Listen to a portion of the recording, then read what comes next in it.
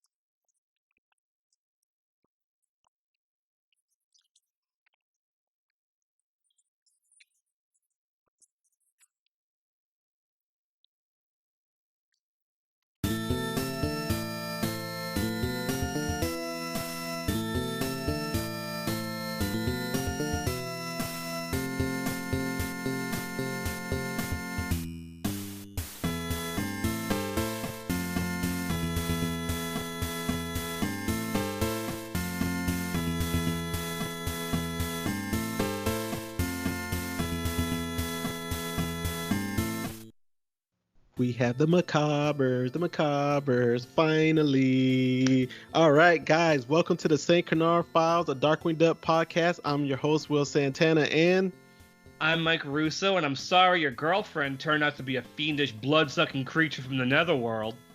LP in the house, huh? I love that line. Oh, man. Mike, I'm excited. I finally get more Morgana. We got the macabres. This is a great animation episode. I love this episode, dude. Oh, yeah, and Happy New Year, everybody. Yeah. Oh, Happy New Year's, man. 2020. 2020. We record these episodes in advance, so we could provide them for you guys every Monday.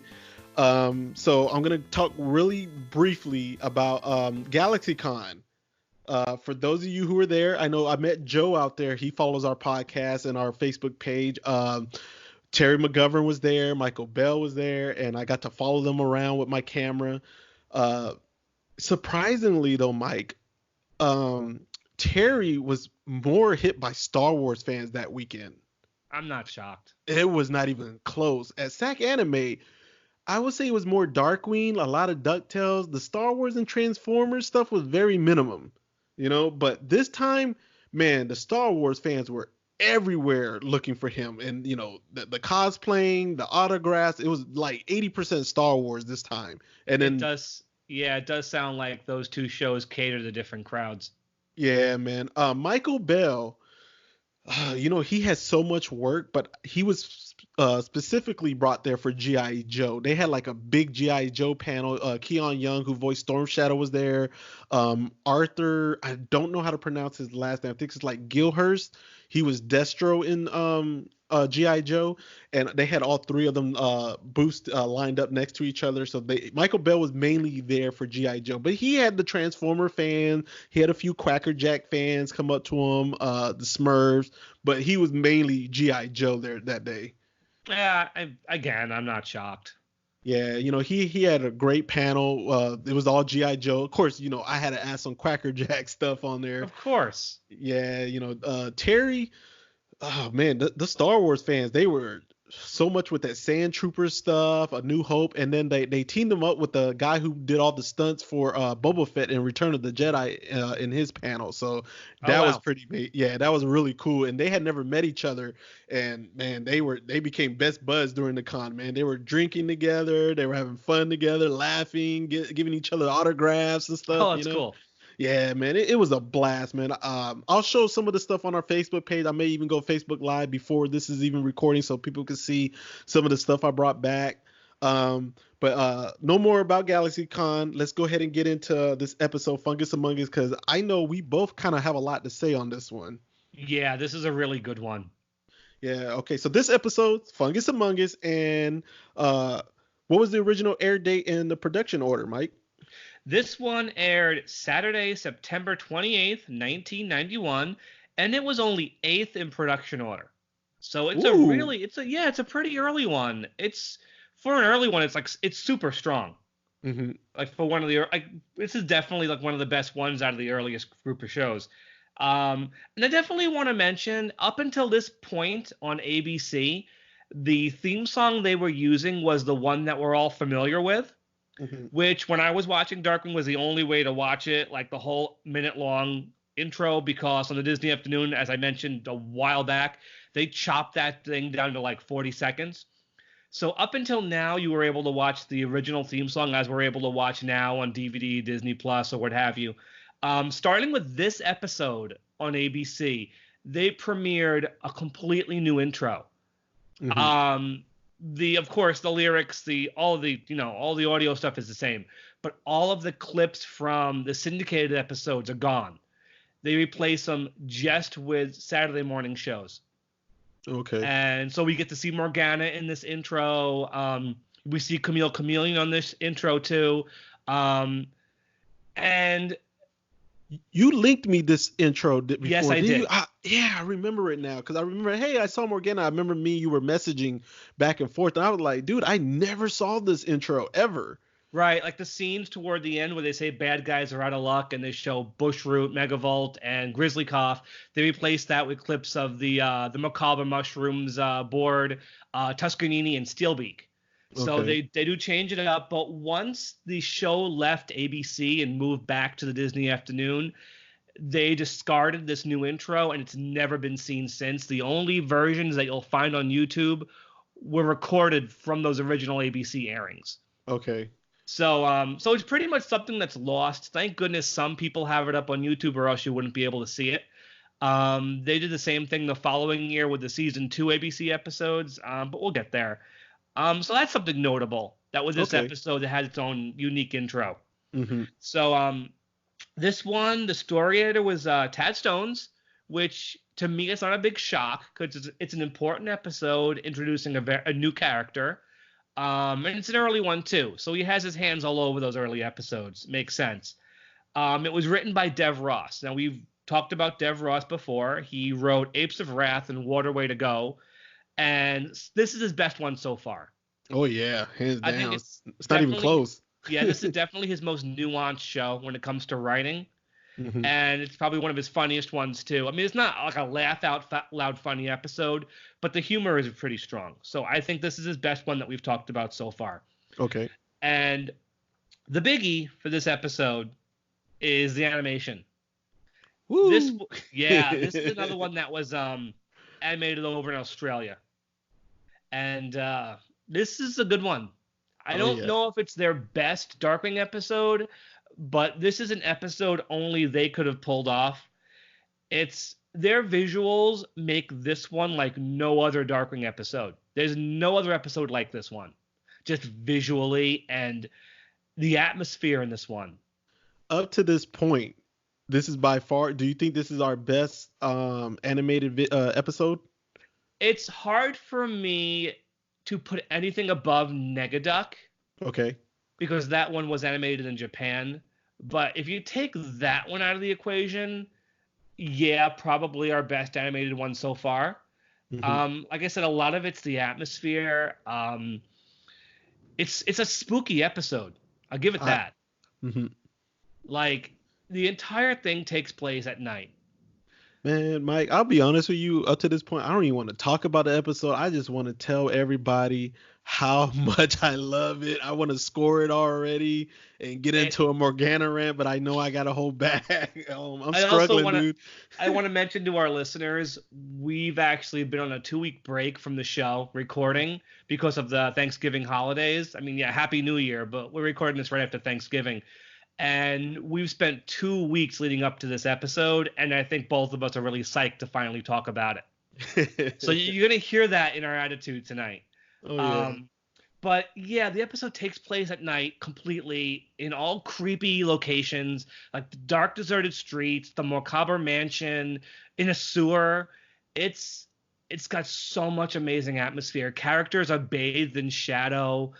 And it's funny when I've been watching this episode before we got Disney Plus. I've been using a bootleg, And I assumed all these years that the version I watched was just a really bad copy that was so dark and murky.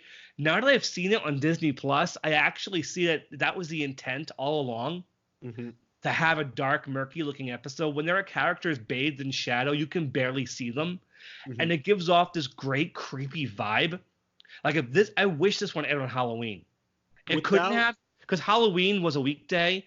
But if there was ever a perfect Halloween episode of Darkwing Duck, it's this one. Oh, yeah. Without me spoiling scenes of the animation, I just got to say, man, the animation, it jumps around from like very dark, scary to bright, vibrant lights, moonlighting, dark shadows. It is just all over the place. And it's just amazing how they did it, man. I can't imagine a different studio doing this well. Yeah, man. I think Japan would have been too bright and colorful for this kind of episode, and I think Sunwoo just would have ruined it. Yeah, Sunwoo, they have a bad habit of not being very detailed. They always try to stand out on one or two scenes per episode, but this one it's not just one or two scenes. It's like every 30 seconds you're wowed, you know? I also think a big part of that is because the entire crew in Australia spoke English, so they kind of knew what the directors and writers wanted. I think it's easier to turn out work like this when everyone speaks the same language. I mean, something like Sunwoo just gets sent over there, and I don't think anybody working on it really cares about what they turn out.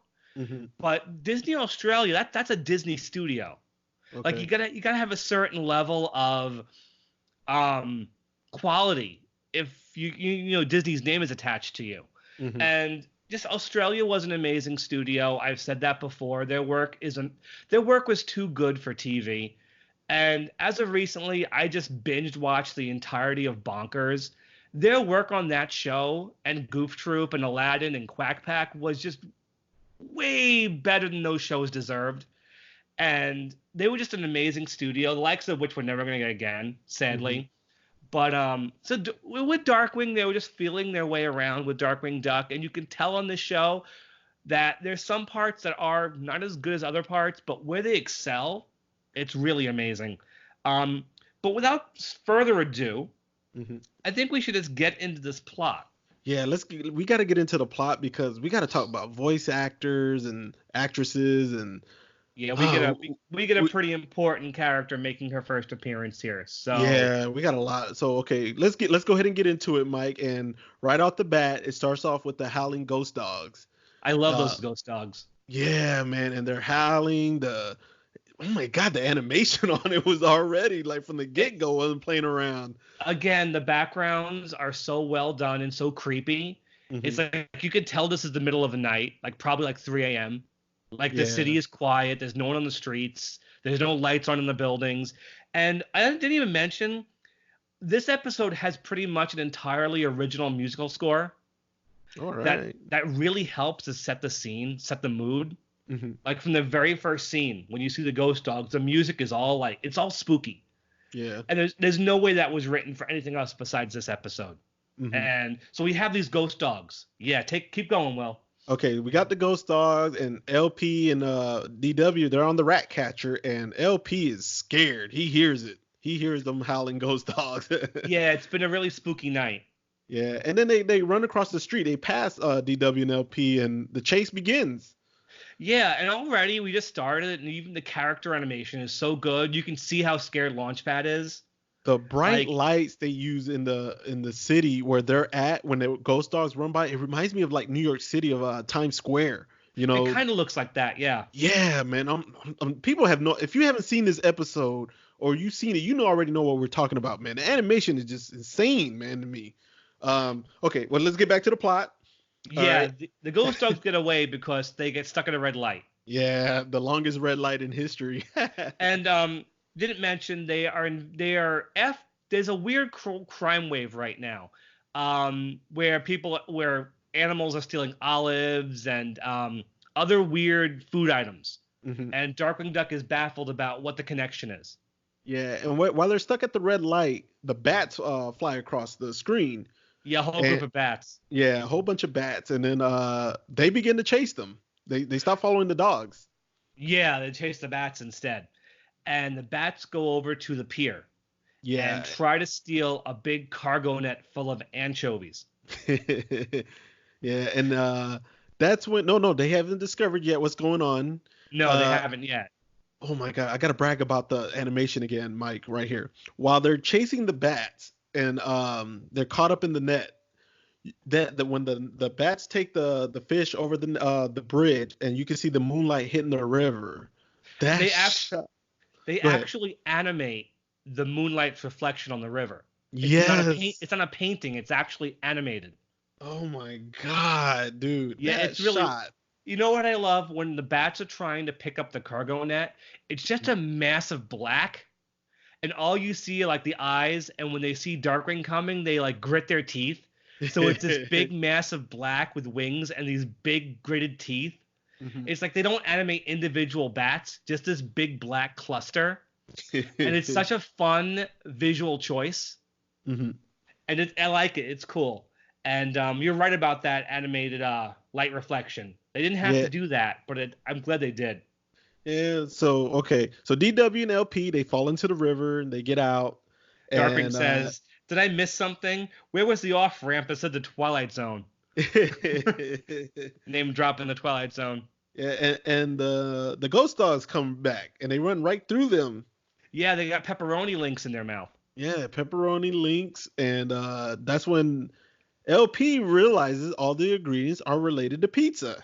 Yeah, he says for some reason he needs a pizza. Launchpad the food monster. He just wants to eat. Yeah. And again, this is another example of a Disney afternoon show that seems to be obsessed with pizza. Like Tailspin did a pizza episode and Goof Troop did a pizza episode. Mm-hmm. I guess it's Darkwing Duck's turn.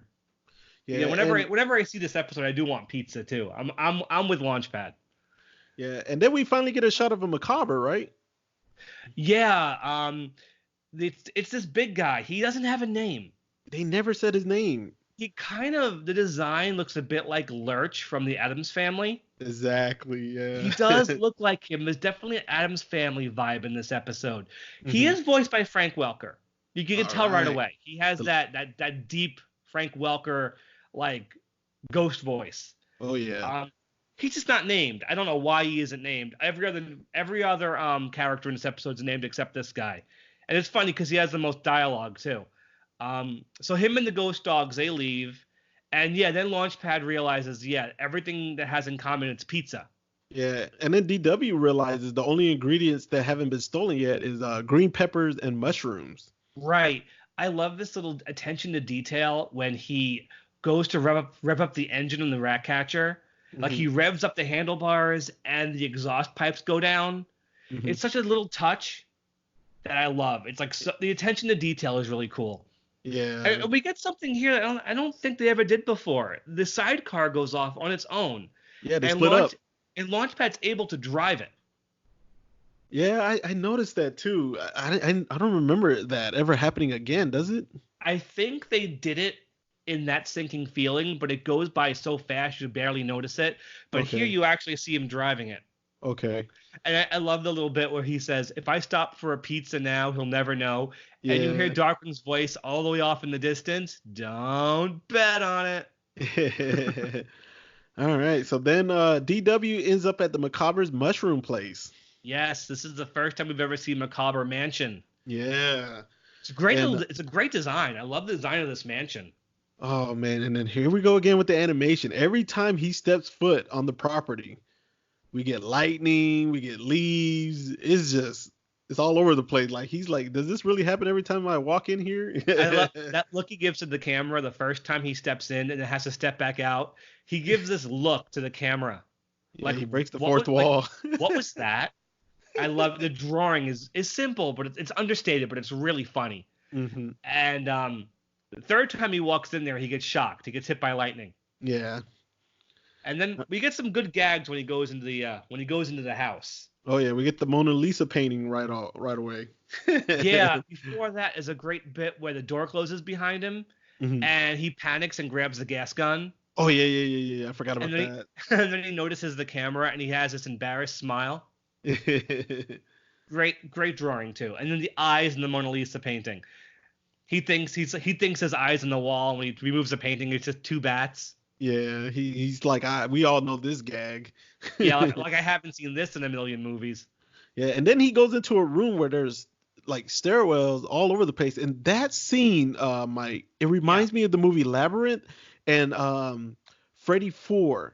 I remember Freddy 4 had a scene where Freddy had kidnapped a little baby, and the baby was in the stairs just like that. And I remember the movie Labyrinth was the same thing. Jennifer Connelly character, she was trying to find David Bowie and her little brother, and they were in the stairs just like that. Yeah. But you know what this is really referencing? No, what? MC Escher. No, I don't know what that is. Oh, he's an artist. This is a famous MC Escher painting. Oh, okay. I forget what the painting's called, which is incredibly embarrassing because I was an art major in college. I should know this, but yeah, it's an MC Escher painting. This is taking directly from that. Okay, so Labyrinth and Nightmare on Elm Street took from that painting. Yeah, this all takes from this painting. Okay. And yeah, he's opening all these doors and he can't find his way out of the room. Yeah, he says he's gonna retrace his steps. And then he falls from the ceiling. Yeah, he falls face flat, man. And then we get a quick shot that ended up in the intro. Yeah, where he puts the cape over his face, right?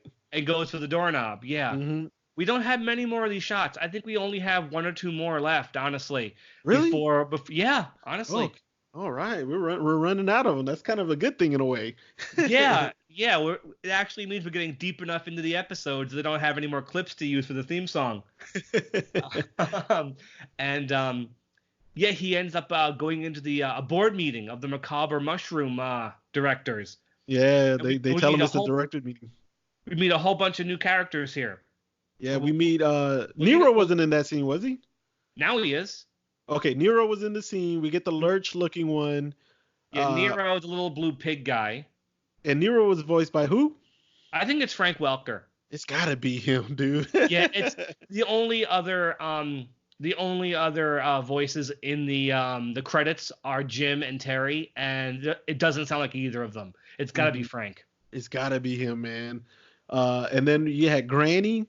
Granny's like if Bubba Duck was like even further down the evolutionary ladder, basically. Yeah, she's a cave duck. She doesn't talk, so we have no voice actress for her. Okay. And then we have Lady Janice. And she's like the Jekyll and Hyde, right? Yeah, she starts off, she's like a green dog, and whenever she gets angry, she turns into a pig. Like, and she was voiced by a woman named Cheryl Bernstein. I'm not going to say much about her because she's only really done bit parts. She's been active since '84. She's still active. Her major Darkwing Duck role was Isis Vanderchill. Okay. So you know who that character is, right? From All's Fahrenheit and Love and War. Mm-hmm. Yeah, so she played her, but she's also Lady Janice. These names come and go so quick. They only mention her and Granny once.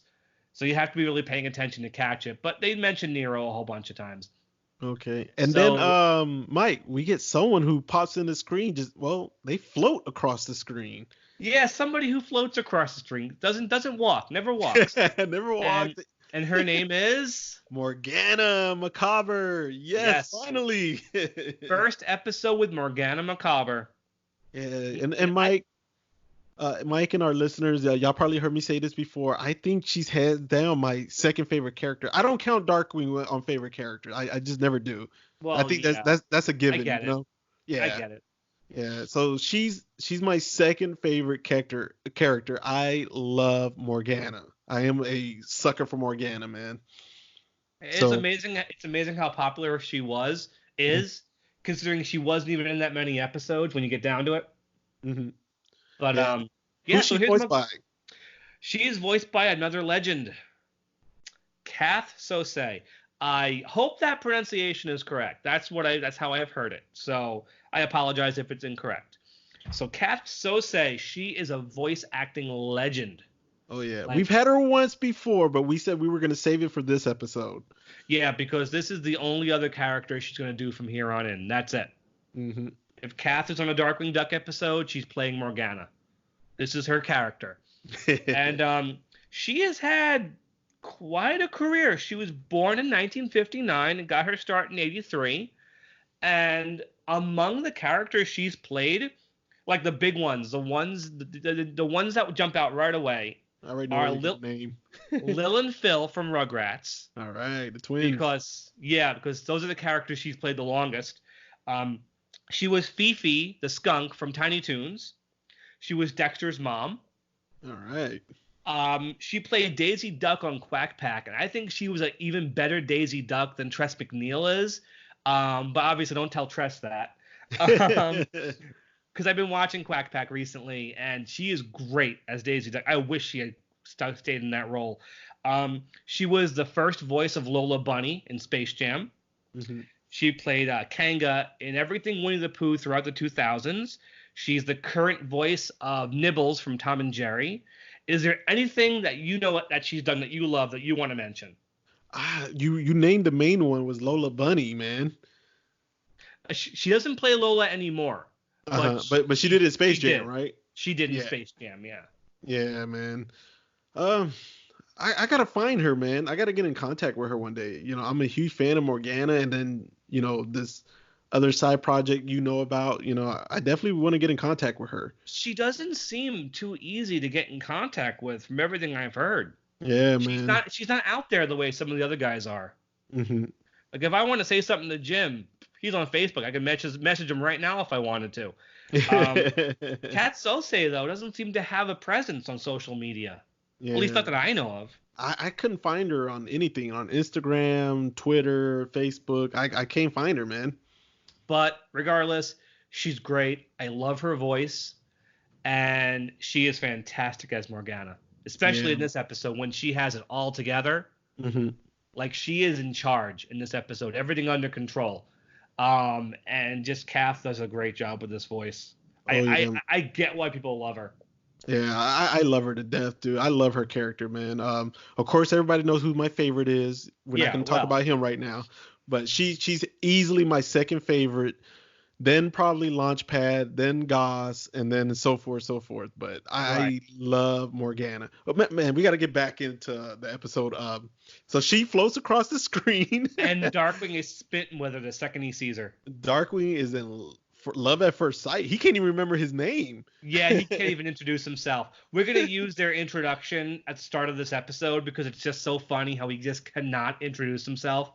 But she's into him too. You can tell right away she likes him as well. Yeah, she's not as obvious as he is, but she's obvious, Yeah, I hate using the term, but the two of them are having a meet cute, basically.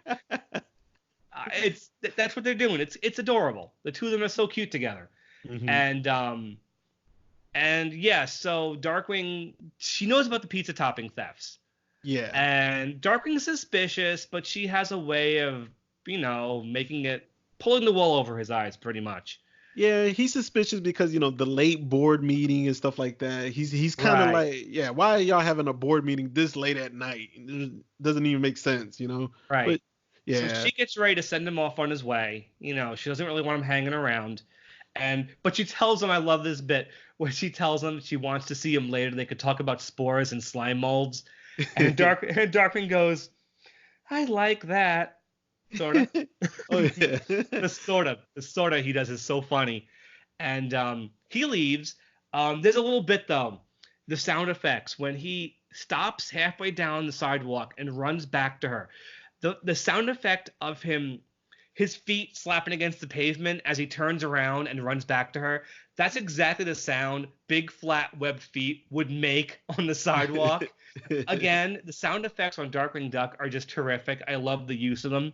Mm-hmm. And he wants to stay and protect her, but she tells him it's okay. He's got to go because Launchpad's in trouble.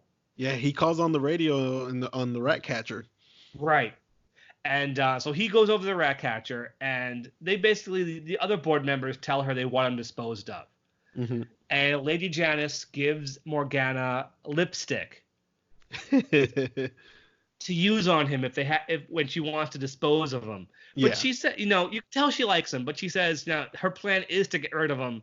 But you can tell, she's playing both sides. She's playing both sides, yeah. Yeah. And this is one of those bits where the shadows are so intense. Like when Lady Janice gives her the lipstick, you can only see Janice's eyes in the shadows, and it's like it's so effective. Like I always thought that there was animation I wasn't seeing because my copy was so bad, but that was the intent, and I just love it. So yeah, Launchpad's in trouble. He's all webbed up. Yeah, he's caught in a spider web by Nero. Little Nero, yeah, Nero wants to get rid of him right away, sticking his spiders on him. Yeah. So Darkwing comes to the rescue and gets webbed up too. Yeah, Nero wants to feast. He wants to eat both of them. Yeah, Nero's sadistic. Yeah. But, Morgana convinces him not to... Go ahead. Yeah, go on. Oh, okay, yeah. She convinces him not to feast on them, and she frees them up by using her long fingernails that just popped out of nowhere. Yeah, you never really see those very often, do you? And then Darkwing starts to... He doesn't shoot gas at the spiders. What did he call it again? Smog.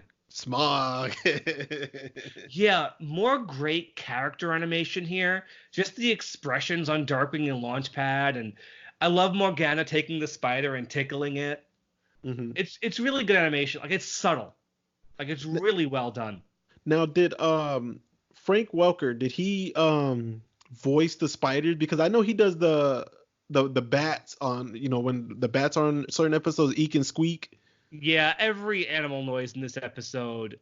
Is that Frank Welker? Yeah, okay. Everything in this episode that's not a character. It's whatever the vocal effect is, it's Frank. The bats, the spiders, other things that are coming up later. Yeah. He's also Archie, but Archie isn't in this episode. Yeah, he's all over this one. Was Eek and Squeak in this? I don't remember Eek and Squeak. No, okay. They don't show up till the next time we see Morgana. Okay. And I love the scene transition here where the bat flies out of her hair directly into the camera. That's really cool. Yeah. Then we get some Thunderquack action. All right. Yeah, and we get a lecture from Launchpad. Yeah, I didn't mention it yet, but I love Launchpad's role in this episode. Again, there's no Goslin here, and so it gives the two of them a chance to play off each other better. And usually Darkwing's a lot more in charge. Here he's all love-struck, and his head's not quite in the game. Yeah. And Launchpad is really the voice of reason. He usually isn't. Yeah, he's trying to tell DW, you need to get back to reality, and you're not a Romeo. Yeah, coming from Launchpad, these are heavy words. Yeah, and then Launchpad, he's the one who spots the accident out on the street. Right. Also, can I mention when he tries to get Darkwing back to reality by driving the Thunderquack all crazy? There's some great Thunderquack animation in this one. Of it spinning around the city. Yeah. Oh, yeah. Then Launchpad discovers a smashed milk truck. Yeah, and then we get the bright lights of the city again, man. Yeah, it's cool. Yeah. And why would you crush milk? Because what does that have to do with pizza? But if you make it into cheese, that makes sense. Yeah, and then we get a snake. A snake. Granny shows up with a snake, and the snake tries to strangle them. And how do they stop the snake? I couldn't remember. No? They went up and they went in the building or something, right? No, they inflate it by having it bite a tire. Oh yeah, that's right. With the Darkwing goes, bad case of gas. And then Granny and the snake escape into the sewer. So down they go. Yeah, and Darkwing and Launchpad, they follow them. Yep. A lot of sewers going on between this and Jambalaya Jake. So they smell pizza, and it turns out they're growing mushrooms down there. Yeah, and before they even jumped in the sewer though, DW recognized Granny from the Macabres. Right. Launchpad goes, boy, you're making all sorts of creepy friends. and then go ahead, Mike. Okay, this is me. I have to do this with the animation. There are artists over in Australia who are just insane. Now, Nero, every other shot of this episode, he's drawn very simplistic. They don't spend much time animating him in any elaborate way, He's a very simply drawn character, but there's just this one shot, this one solitary shot where Nero goes, it looks pretty bland to me. It's a close-up that's got this really loving amount of detail that whoever animated that went so far beyond what they had to do Mm-hmm. Like, do you know what I'm talking about? It's crazy. And this is the kind of thing that in 2 years' time, Australia would do all the time with these characters, these crazy detailed close-ups where you could see every tooth, every wrinkle, like every single part of their. It's like they would, again, animation that's too good for TV. And that was Australia in a nutshell. And like otherwise, Nero is just very simply drawn, just this one shot. And it's been like, it's fast from the first time I saw it. It fascinated me. I had to mention it. I'm sorry. No, yeah, because he says it looks pretty bland because he wants what is it, cockroach pizza? Yeah. Is that what the other guy says? There's no market for cockroach and pizza or something like that. Yeah. Finally, Darkwing makes an entrance. I think we're about 15 minutes in. He finally gets to do "I Am the Terror That Flaps in the Night." He attempted it earlier, but he didn't get to finish it. Yeah, because the door slammed behind him and he wasn't prepared for it. This time it's "I am the onion that stings in your eyes." And he points at his eye when he says it too. And he gets the reaction is not what he was expecting. They look at him, they start advancing on him, and Nero goes, "Oh goody." Yeah, and then Nero's hair turns into spiders, don't it? Yeah, he has spiders in his hair. It grabs the gas gun and Granny eats it and blows a smoke ring. I'm actually surprised they were able to get away with that, her eating the gun. Mm-hmm. And so Darkwing still thinks Morgana isn't a part of this. Yeah, he thinks he's so in love, man. Yeah, he's Darkwing. When he goes into denial, it's very hard to get him out of it. You know, denial is Darkwing's middle name. And Morgana shows up. Turns out she is behind all of this. Yeah, she shows up with the ghost dogs. Yeah, it's the only time we see them again. I love those ghost dogs. What a great design. Mm-hmm. And Darkwing and Launchpad get tied up. And this is like Launchpad's finest moment. Like Darkwing is all depressed and Launchpad's totally rubbing it in. Like the bit I said at the beginning, you know, sorry about your girlfriend being a fiendish blood-sucking creature from the netherworld. Yeah. Like, that's such a great line from Terry. He's totally rubbing it in. And even if you watch Launchpad as Darkwing's like, I can get her to see the light, you see Launchpad, he has this look on his face like, yeah, denial. Yeah, he's in still denial. He feels he can change her. Yeah, and, you know, Launchpad knows better. It's rare that Launchpad knows better than Darkwing. Yeah. And this is one of the better Launchpad episodes. I'll give it that. Yeah, but then Morgana goes up to DW with the lipstick. Mm-hmm. Yeah. I also love Morgana's line. What did she say? She's an evil businesswoman. Mm-hmm. No, she's not an evil person, but an evil businesswoman. Yes, I love it. What a great line.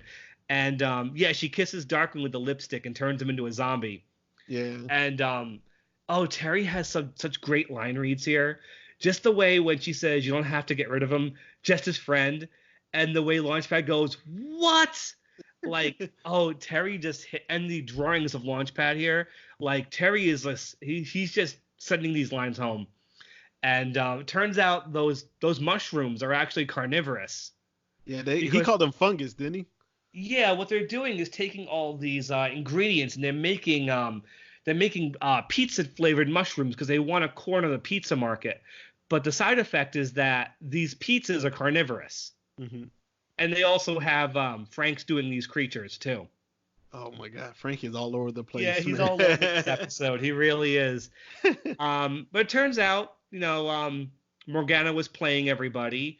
Darkwing tosses Launchpad into the bad guys, and just Launchpad's chuckle. He's like, "That's using my head."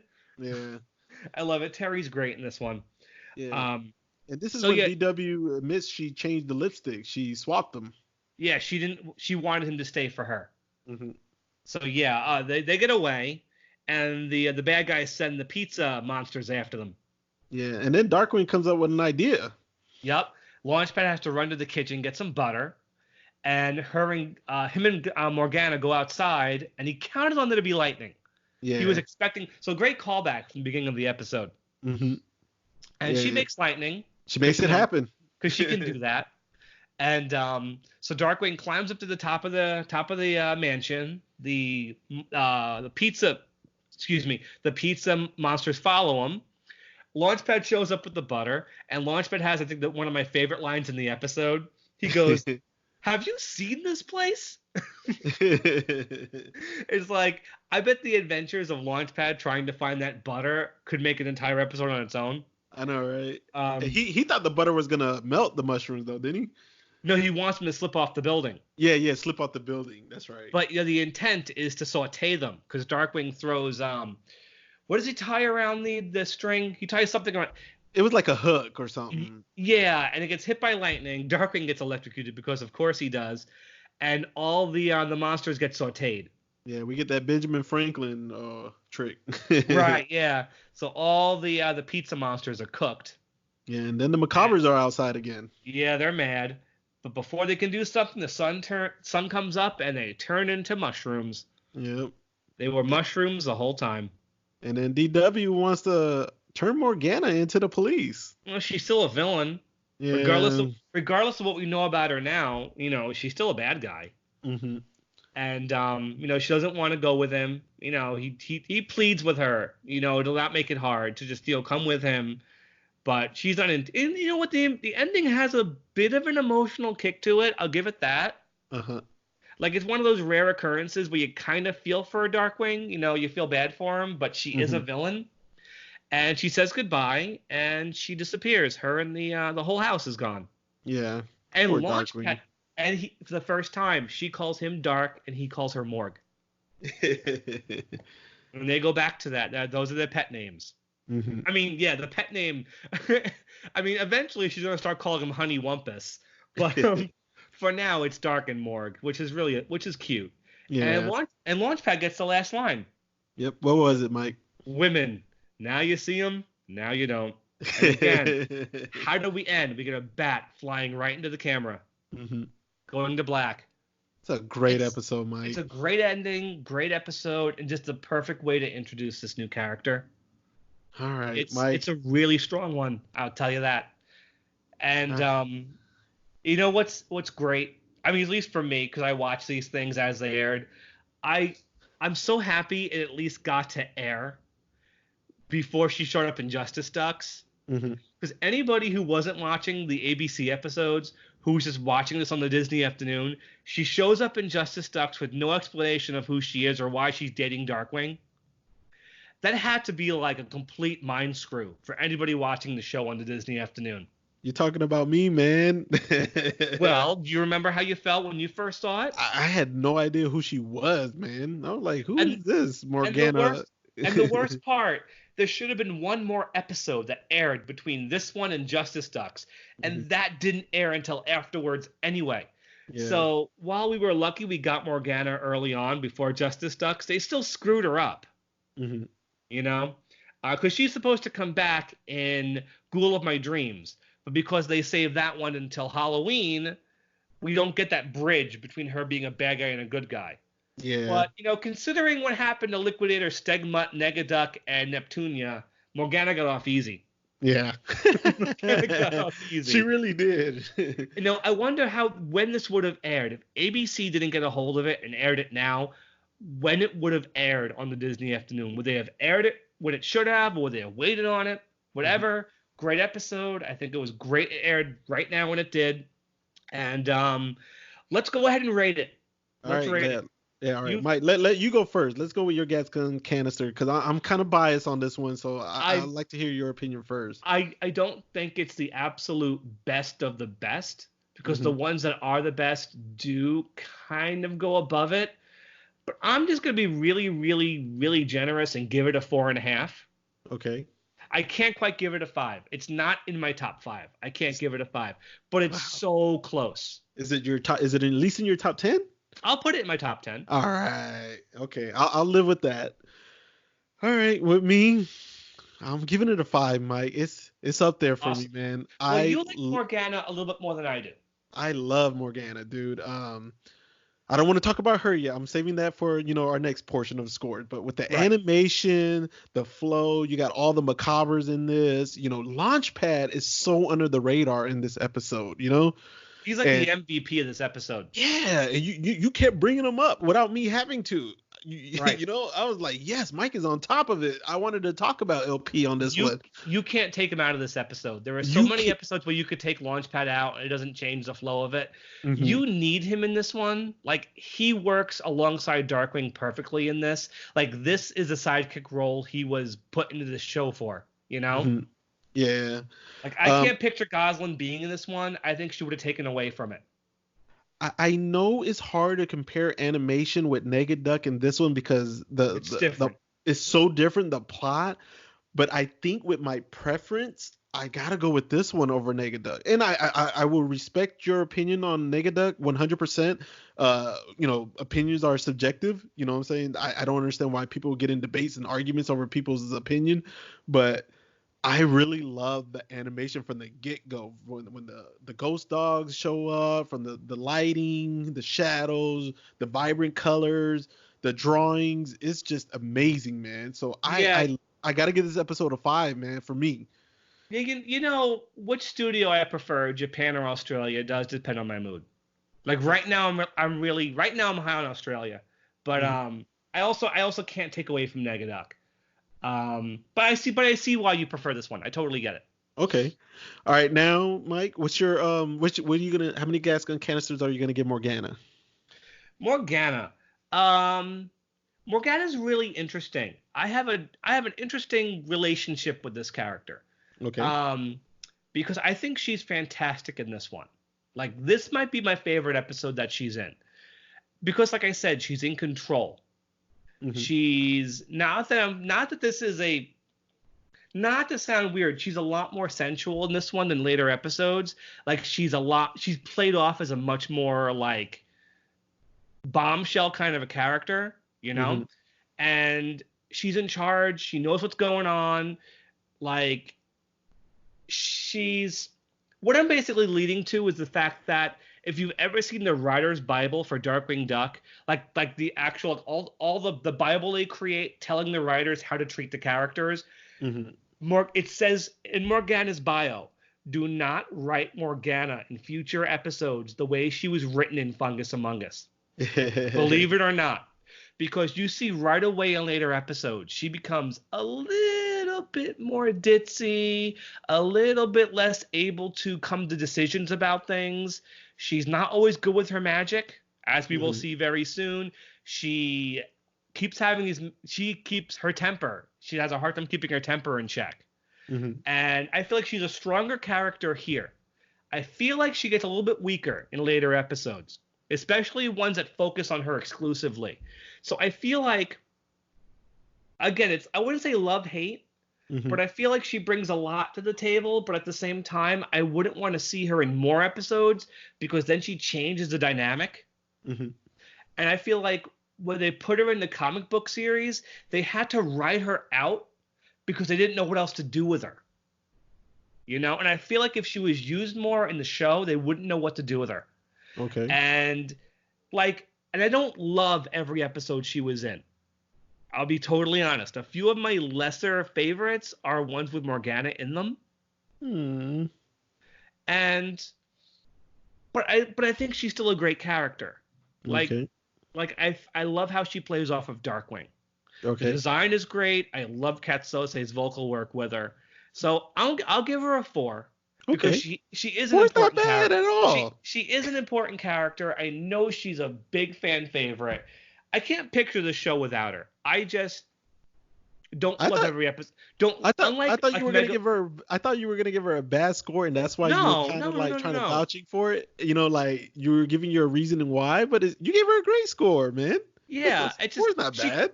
But I mean, she could be higher if I think she was a little bit better written in later episodes. That's all. Okay. That's really it. Because there's so many later episodes where Darkwing's just a big jerk, and he's putting his foot in his mouth. He's saying really hurtful things to her, and it's like her. And I feel like their relationship after a certain point in some episodes starts to get toxic. Yeah. And that's when I get kind of rubbed, like those later ABC episodes in that second season, when she's being treated unfairly by him. Okay. And that's where I get rubbed the wrong way.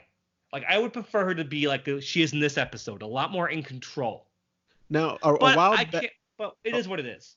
a while back I put up a poll if you preferred her as a villain or a good guy, and it seemed like villain won pretty easily. Do you have a preference, or you're like, don't matter, you just like her? You're in the I middle. like her, but I think she made a great villain. And in the next episode they wrote with her, Ghoul of My Dreams, I love the idea that she's only turning to crime to pay off her student loans. And I think that's a really funny angle with her. Mhm. But I think she was always destined to become a hero, Yeah. or Darkwing's girlfriend. I think she was destined to become that anyway. She wasn't going to be a long-term villain regardless. Hmm. So it is what it is. I like her. Okay. All right. For me, I love Morgana. I was a big fan of the old school Universal monster films. So she has that Bride of Frankenstein look to her. The hair. Um, She's definitely got Morticia Addams in there too. yeah, she definitely has Morticia Addams. And one thing I noticed that she has in common with Morticia Addams also is they never show their feet. What's up with that? At no point ever do you ever see her legs and feet. Never, man. She floats.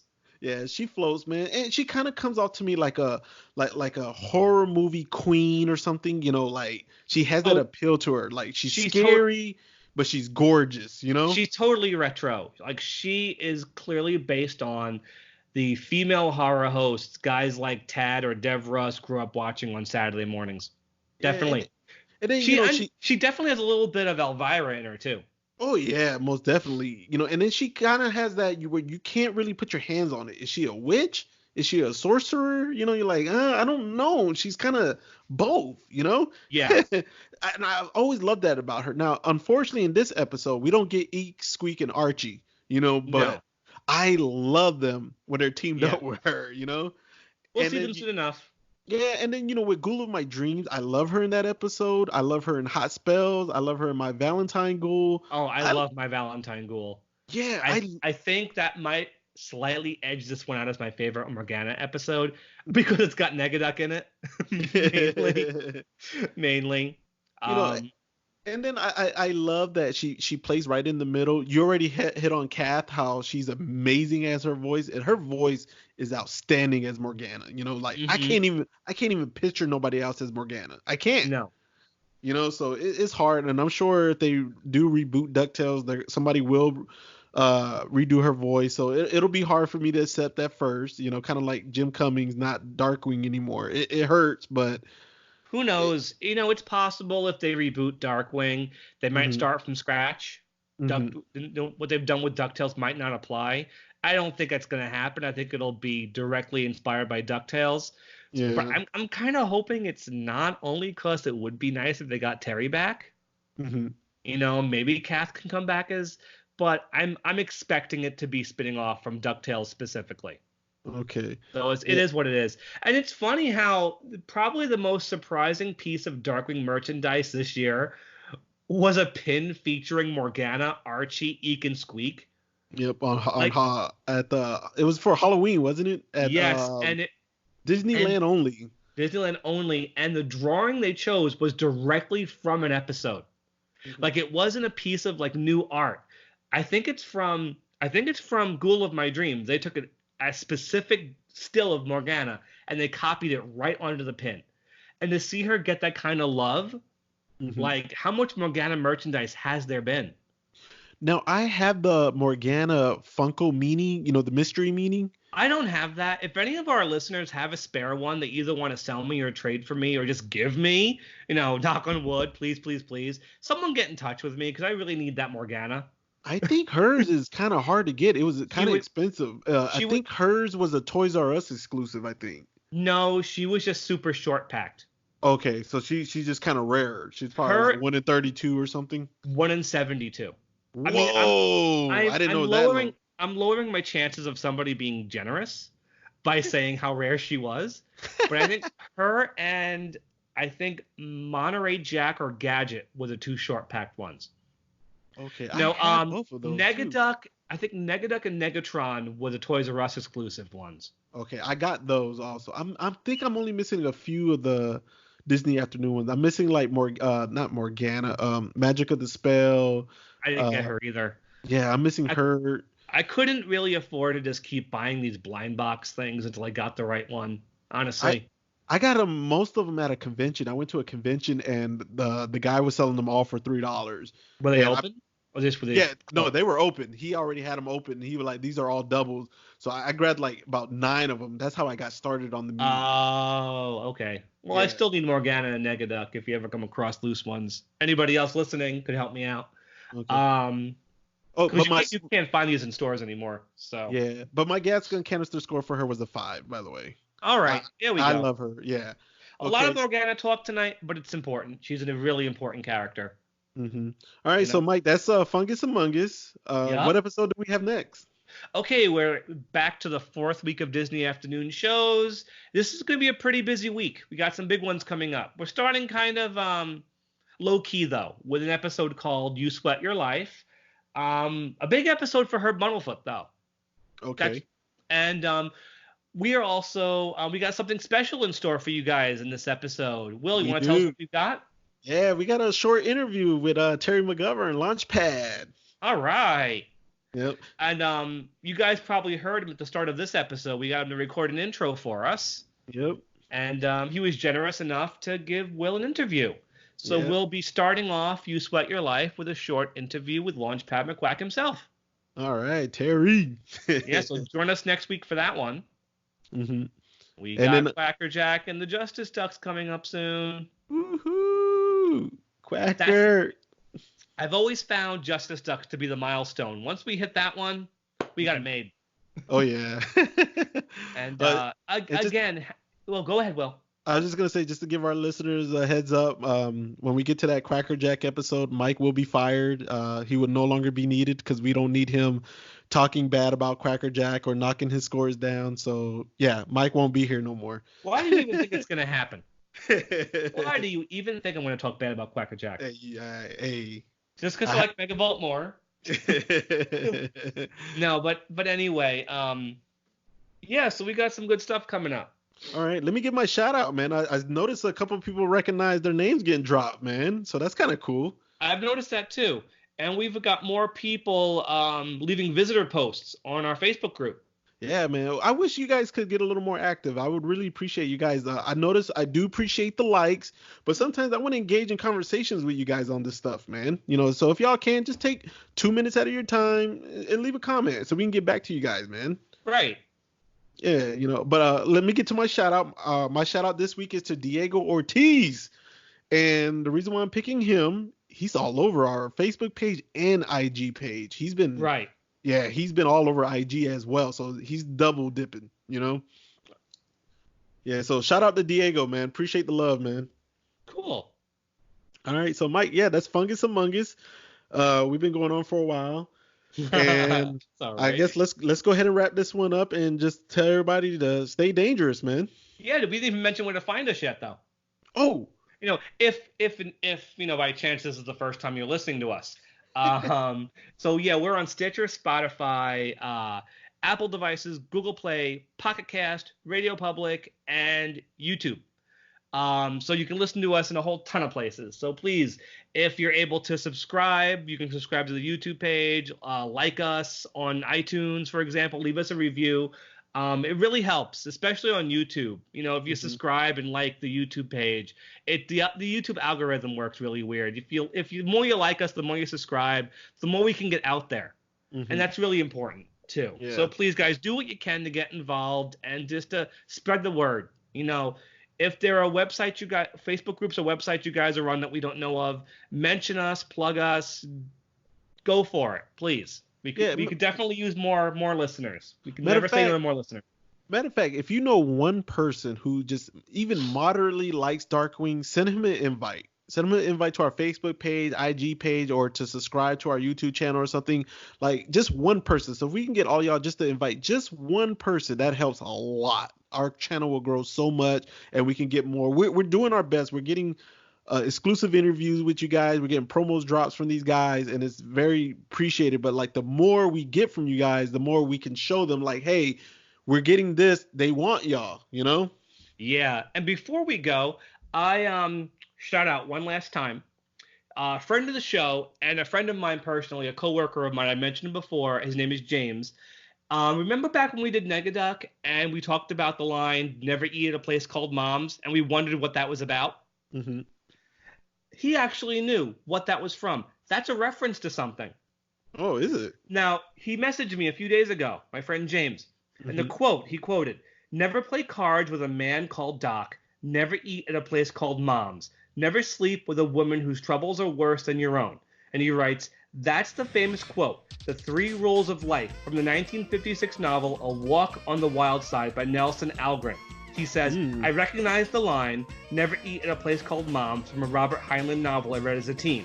But this is the origin." So I never in a million years would have known what that was from. Me neither. So thank you, James, for enlightening me. And I'll see you at work. And so yeah, that's it, Will. I think we're done. All right. Well, Mike, it was good to do this with you again, man. It's been a while, man, and it was fun. A great episode to start and get back into it with. Hopefully the Christmas holidays won't slow us down too much, but we'll see what happens.